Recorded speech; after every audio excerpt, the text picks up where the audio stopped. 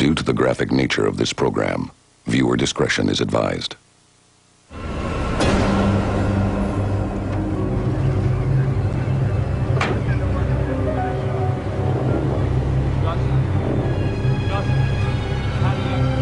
I went out on a track last night to the fishing cannery.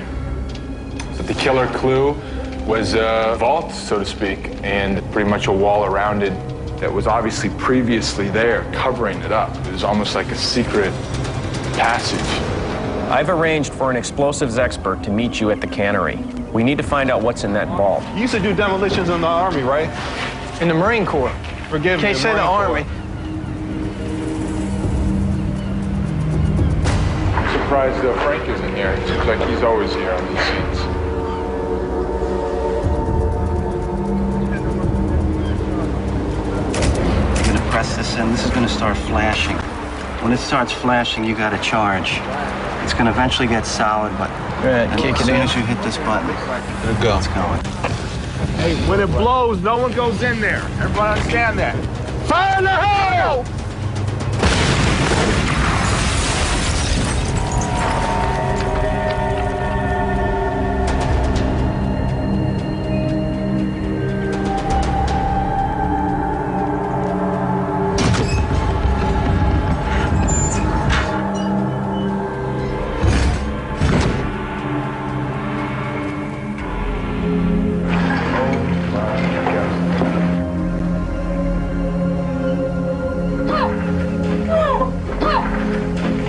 Oh my God. 1, 2, 3, 4, 5, 6, 7.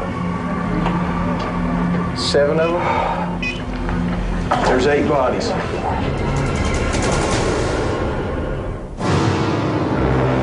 In the quiet town of Sunrise, Maine, a killer is on the loose. A reward has been offered to 10 ordinary people.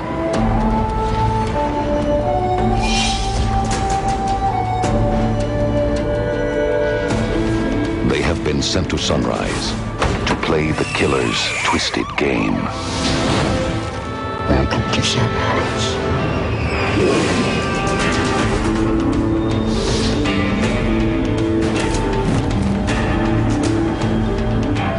Now, they must enter the mind of a killer and solve the mystery before they are eliminated, one by one.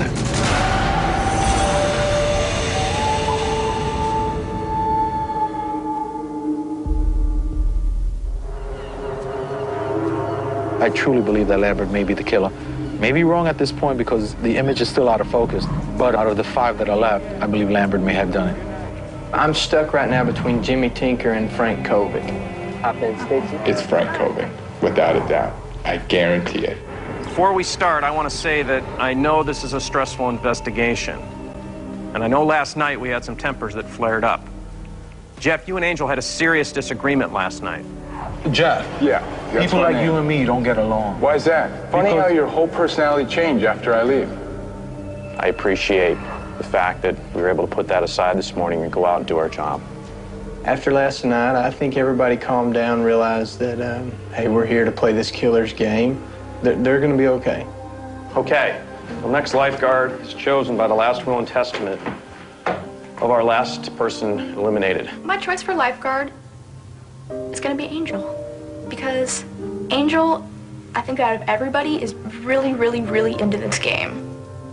First of all, he's having a great time. But I think that Angel's heart is in the game more than anybody. Good deal. Okay. When Katie chose me as lifeguard, what it meant to me was that I was out of danger. She was giving me that final chance to set things right. This morning, you found the skeletal and decomposed remains of 8 people.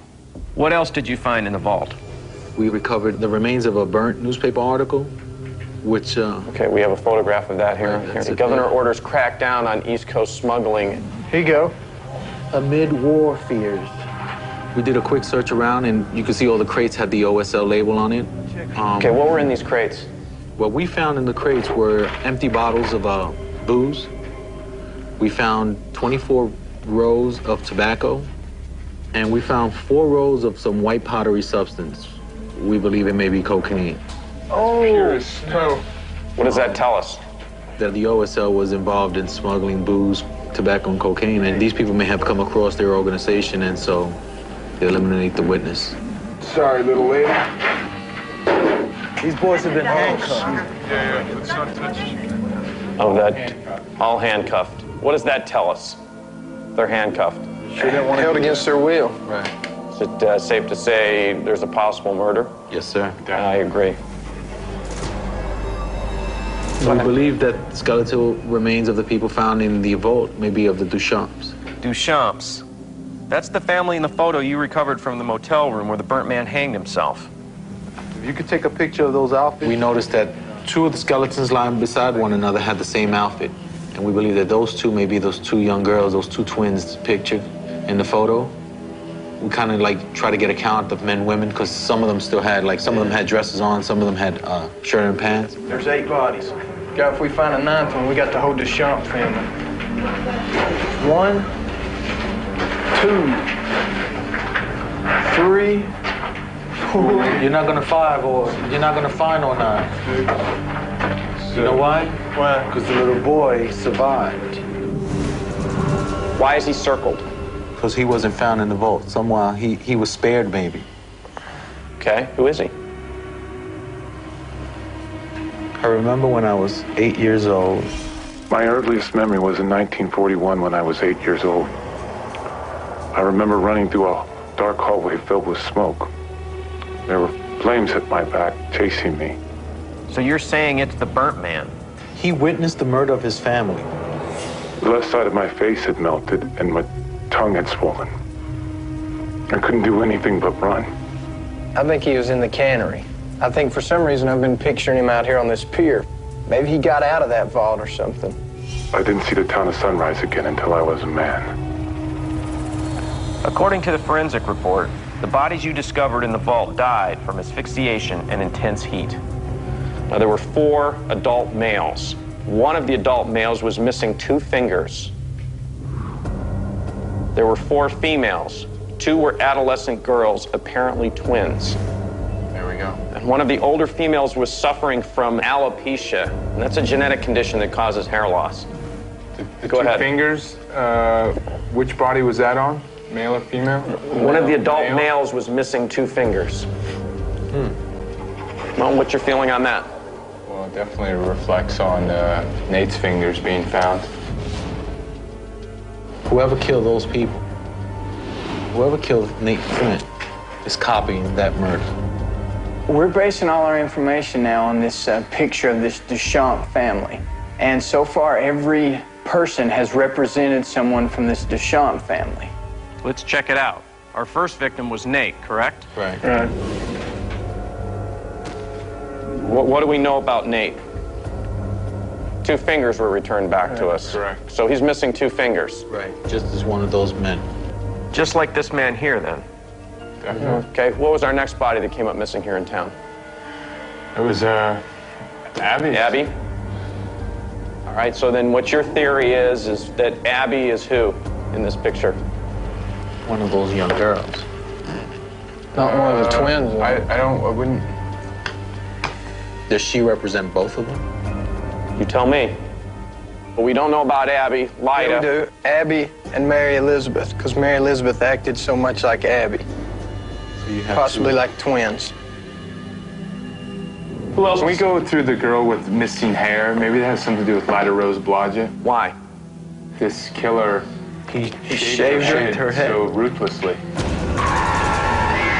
So possibly this woman here is the one that has the condition in the vault that doesn't have any hair. Then who else? Thibodeau? Who does Thibodeau represent? I would say the first man all the way to the left. Okay. Who else? From the current The people? general. The general. General?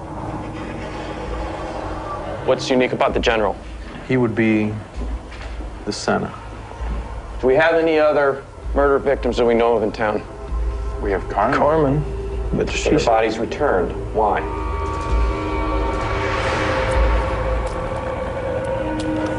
Is she an outsider? She was an outsider. Okay. Nate and Abby Flint are dead. They belong to me now. But I have no use for Carmen Flint, and I will send her back soon. She has nothing to do with the Not revenge part of the this family. killer. Anyone else? Oscar Blodgett. Right on. His body was stolen. And he was killed by the John Doe. I murdered Oscar Blodgett. Right, by the burnt man. And it appears that the killer is building himself a new Duchamp's family.